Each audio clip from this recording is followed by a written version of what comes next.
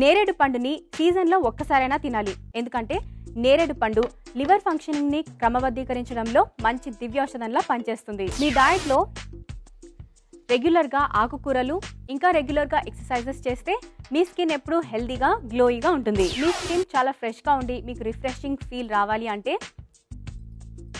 సున్నిపిండిలో కొద్దిగా vote meal, కొద్దిగా glycerin, కొద్దిగా నిమ్మరసం కలుపుకొని నలుగు పెట్టి స్నానం చేయండి. ఇలా చేస్తే మీ స్కిన్ చాలా రిఫ్రెష్గా ఉంటుంది. ఎండలోకి వెళ్ళబోయే ముందు మీ హెయిర్కి తీసుకోవాల్సిన హెయిర్ కేర్. మీ స్కాల్ప్కి కొద్దిగా బేబీ పౌడర్ని అప్లై చేసి ఆ తర్వాత ఎండలోకి వెళ్ళండి. ఇలా చేస్తే మీ తలకు చక్కటి స్క్రీన్లా పనిచేస్తుంది. మీకు వేడి తగలకుండా ఉంటుంది. అంతేకాకుండా జుట్టుకు కూడా ఆయిల్ రాకుండా ఉంటుంది. నిర్జీవంగా పొడిబారిపోయిన మీ జుట్టు కోసం ఈ చిట్కా.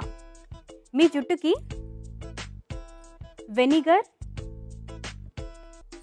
ఇంకా నీళ్లు రెండింటినీ సమపాళ్లలో తీసుకొని జుట్టుకి బాగా పట్టించి 15 నిమిషాల తర్వాత తలస్నానం చేయండి. ఇలా చేస్తే పొడిబారిన మీ జుట్టు తిరిగి లైవ్లీగా సిల్కీగా తయారవుతుంది. ఫ్రిడ్జ్లో ఉన్న పన్నీర్ మరీ గట్టి పడితే దీన్ని తిరిగి నార్మల్ చేయడం కోసం ఈ చిట్కా. గట్టిపడిన పన్నీర్ని 5 నిమిషాల పాటు వేడి నీటిలో ఉంచండి. ఆ తర్వాత తీసేస్తే అది తిరిగి నార్మల్ అయిపోతుంది.